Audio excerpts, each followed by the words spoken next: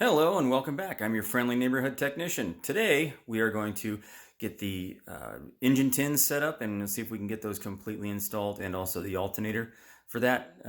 I did locate some of the missing tins for it, so let's get right to it. And here we are. Like I mentioned in a previous video, I couldn't find this, but I did find it. I've had to make some adjustments to it a little bit. You can see right there it's been filed down a little bit, but I'm gonna have to adjust that a little bit more because it's still making contact right in this area right there. So but this fits in here right like this. Actually, see, just like that. And as you can see right there, it does make a little bit of contact right in that area. I might have to take care of some of that also right there, get that clearance out a little bit. I'm probably gonna have to clearance this a little bit also around the dipstick tube there, just so I can get that bolt hole to line up a little bit more right there, so I can bring the whole tin a tiny bit that way, but not too much because these holes are pretty much perfect right there. I did have to clearance the outlet right here a little bit. I did have to grind that down. You can see right there, it's pretty close, and it's actually still touching a little bit right there. But we'll see once it's actually completely bolted together, see how much it actually contacts it. I think it's gonna be close, gonna be all right. So other than that, we're gonna have to clearance some of these other things. I might have to use the Dremel, that bad boy right there, and get a little bit more clearance. These holes are pretty much good. This is where I had to snip it to make it this, to push this piece farther that way, because this was further out, kind of like the old tins. Here's some of your lower tins there.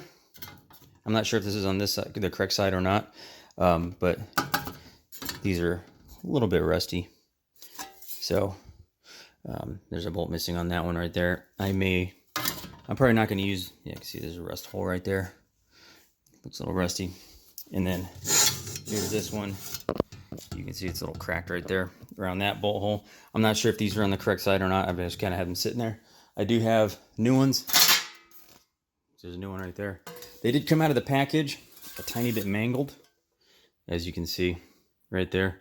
So it may have to get pounded flat or adjusted. Adjust it with a hammer. I may have to adjust this one with a hammer too, just a little bit, because it did come out a little bit munched a little bit. You can see right there also. So that's what we're gonna get working on. So here we are. I kind of got to a point to where I'm trying to see how these things are gonna fit, and I started noticing that these tins are really close to the exhaust ports. You can see it's pretty close right there. So I figured I'd get the exhaust out and try to figure out how close or how much clearance I'm gonna have to get to clear those. And as you can see, it's really close. I might have to either push that back somehow, something like that, or remove some material from it also. Now, here is one of the original tins. I can't use this one.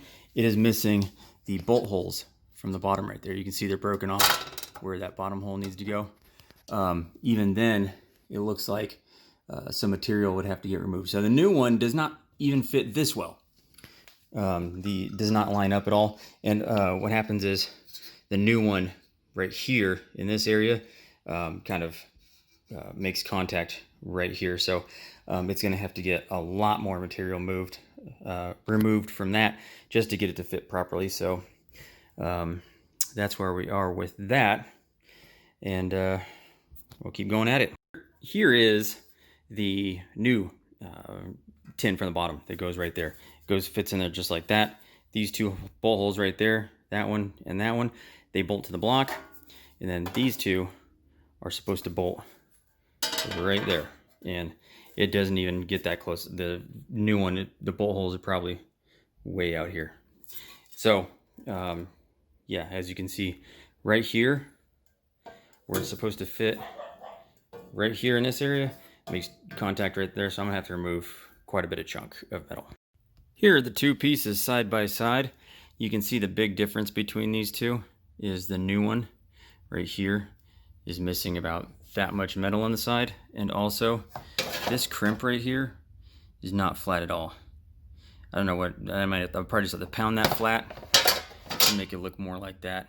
Now it's perfect and flat, so it sits up a little closer to the block and fits in there a little more perfectly. So I'm starting to see why the Porsche fan shroud was used, because these things with this big, huge exhaust on there, there's contact with the heat shield, right? Even with the factory tins, you'd have to remove a bunch of material with these big old headers on there. So I'm just trying to get these joints lubed up, because these are slip joints. They'll seal up once it gets hot. So I got some assembly lube in there so I can actually move them in and out. But I only got one left to get, and this one's stuck in there really well. So I'm going to have to get that out of there somehow, just so I can install it a little easier and manipulate these for mocking up purposes. Well, here we are. We got the bottom tin on right there. Took a fair bit of hacksmithing, as you can see right there. Had to munch off a bunch of metal from this tin right here. Also a bit back there so it fit against there instead of pounding it flat. I just trimmed it a little bit right there. I think I'm still going to have to trim this a little bit also to clear the header, but we'll deal with that when we get the headers on. Well, now we got this side in. That side didn't even take any hacksmithing, just a bit of finagling of the metal. It still looks freaking mangled right here, but whatever, I don't care. I'm not doing it again. This right here is a little snug, so I might have to pry that out of the way when I get the headers on there. But other than that, it went on okay. There's still going to be some pieces right here that I'm going to need to install. That's what these bolt holes here are for, but keep putting it together. Well, here's about as mocked up as I'm going to get it for this video. I just set the carbs on there just for aesthetics. They're not even bolted down, really. You can see right there. No nuts. I just want to see what it looked like. So, got the fan shroud on, got all the tins on, got the bottom tins on, got the front deflectors on with a lot of more hacksmithing going on there.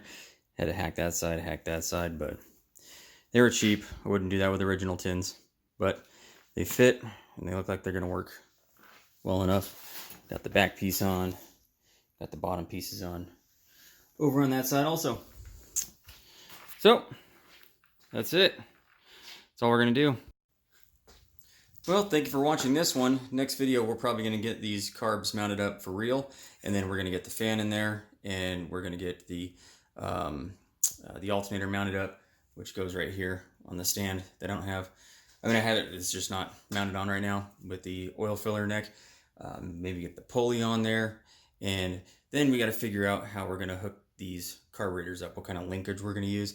I have about 2 or 3 different linkage setups, so it's going to be interesting because there's no hole in this fan shroud for the throttle cable, so we're going to have to figure something else out. But that's the next video. Thanks for watching.